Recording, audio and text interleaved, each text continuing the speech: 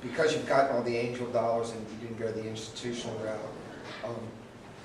do you give these angels, do they get voting stock, or do they just get equity type stock where you can still control your So company? when you raise your round, you have to go through a lot of, there's a lot of legal paperwork. So there's a number of documents that sort of govern how what I can do, what I need board approval for, and then what the company can do with board approval versus what we need shareholder approval for. So certain activities, the majority of the operational activities, either I can do kind of up to a certain threshold, I can just do.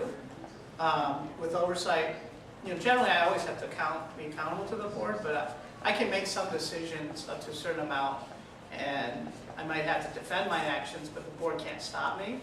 Major decisions I need board approval on, and then like if we go to raise another round, I need majority shareholder value, or approval rather. So the downside is that I have right now a large number of shareholders. And so getting that majority approval requires me getting potentially 20 signatures, which can be extremely time consuming just following up on that and tracking people down. So your average like small angel investor, they don't really have a say for the most part, and I generally put out quarterly updates to my overall investors. The board gets a monthly update, and then my major investors, they, in addition to the quarterly updates, they may get one-on-one calls or more personal attention from me, and maybe one more touch during any given quarter. Right, if you could avoid it, it sounds like the board, you spend like 60% of your time dealing with them, sort of said. It's like, is there a way to do it so that you still retain control of your company and aren't? Yeah, if you're Mark Zuckerberg. Did he do that? Yeah. Yeah. Yeah. But through self-funding or? Well, he held his position when he was raising his money and said, no, you can't have it. When it comes to like handing out board seats, is that something that they ask So for? yeah, so let's say for the sake of argument, so normally you will not create a board until you have an outside investor. Board of directors. A board of directors. Now you may create an advisory board. Yeah. So let's make a distinction. You may, and it's generally good to create an advisory board. They generally have no voting rights. It's just people that that lend credibility to what you're doing. You may choose to strategically create a board of directors before going to raise money, if and only, I was suggesting this, if and only if you can get rainmakers on your board. Okay, so like, if just to get throwing random names, if you could get Kevin Plant to be on your board in Baltimore, right? You do whatever it takes to get him on your board, because you will never have another problem with money or raising money ever again, right? Because he just makes a call. Or you don't even have to make a call. You could literally touch nothing. And you could just call people and say, so yeah, Kevin, on my board of directors, I was hoping you might give me like $10 million. And they probably would.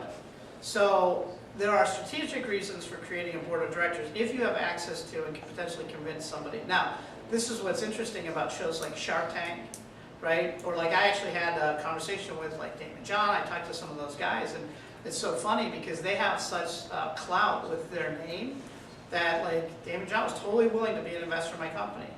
He would literally give me the ability to use his name if I gave him 7% of my company, right?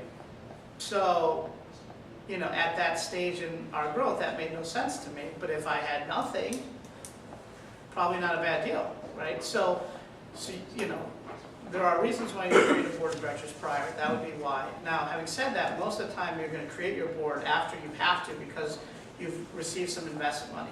That may happen at the seed round, right? If you have a savvy investor who's protective of their money. So they may insist on creating a board, at which point you should create an odd-numbered board. Theoretically, you can pull Facebook and avoid it. You theoretically will, but even at that point, if you can always sort of negotiate and say, like I said, there are documents that dictate what you can and can't do, and what the board has the authority to kind of prove, and you can put in there, like, depending on your negotiating position at the time, you could say that, well, the chairman of the board can override anything at all at any time, and oh, by the way, the chairman of the board is me. So you can say something like that. Yeah?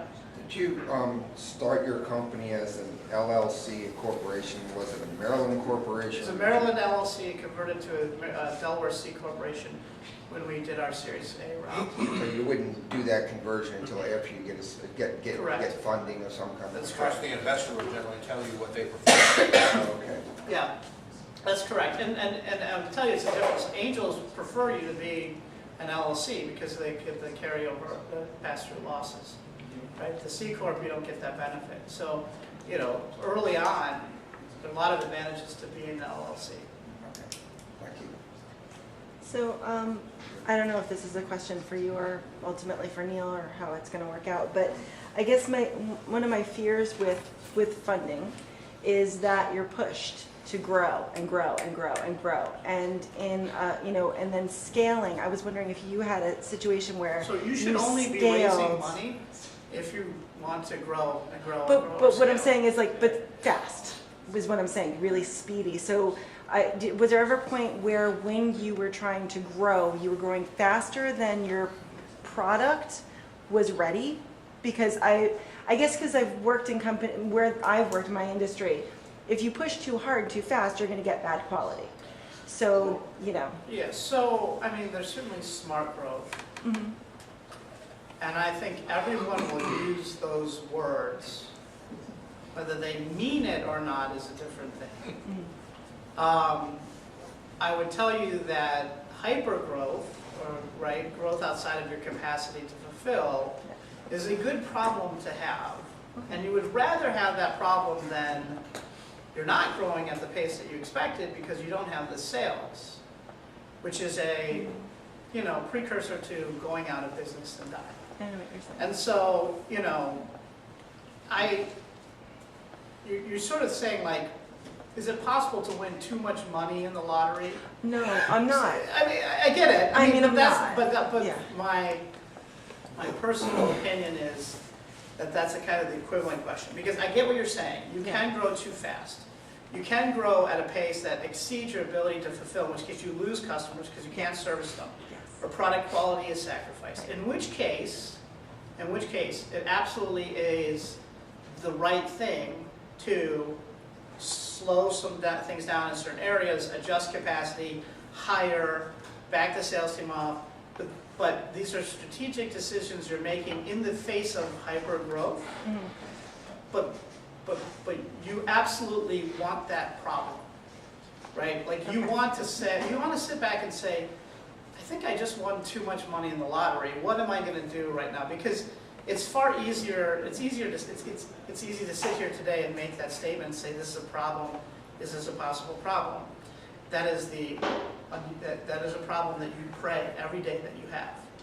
Well, I'm sorry. Maybe I'm misrepresenting it. I mean, if you take a lot of VC money and then you're using that, if you take a lot of VC money, yeah. The assumption is that you are putting that money to work, not just in the growth, Yeah. but in scaling out your infrastructure and your ability to operationally handle that growth. And this is one of the things going back to your question, which was, why does it cost so much? Mm-hmm. Right? It's because if you are growing at that pace, then you need to proportionally ramp up your customer service delivery, your account management, right? So you have to bring in that larger dollar amount of money. Now, you may be off on your budget, you may have misprojected certain things, and so as you go forward day to day, you may need to make adjustments. But the assumption is that when the VC says, here's your check, go out and grow, that factored into the plans and into the vision they bought into is a plan to operationally handle the sales that you projected, right? Remember, growth has many forms too. It's, revenue growth is the obvious one that most people think of, but there's also profit growth, there's headcount growth, there's facilities growth, and geographic growth. So, and then the difference between, are you a lifestyle company versus someone who has an exit strategy to get acquired, and who you borrow your money from and how much money. I mean, these all factor in to to the Yeah, growth issue. but let's clarify, you will not get private outside money from, if you don't have an exit. Exactly, right. You just won't. Right, maybe the friends and family, Okay. maybe an angel, Right. if it's, That's you helpful. know. No good investor story. is gonna give you money to Not fund grow. your lifestyle. Right, They might loan you money Right. to get your business going because they love you and you have a plan to pay them back. But you're not gonna get a professional investor to put money into a company that has no clear exit. It's just not gonna happen, Okay. right? Thank Because you. that's how they make their money. every investor pitch has an exit strategy slide, Yeah, and you better be able to answer the question. Okay. yeah. Now, if the direction you're going is lifestyle, then you have, then that's where you could get a loan from friends and family. You shouldn't take them on as equity unless you have a plan to pay them distributions. You can go SBA route, you can go crowdfunding, there are other options for you, right? But private fundraising, like what I'm talking about, is not an option for you.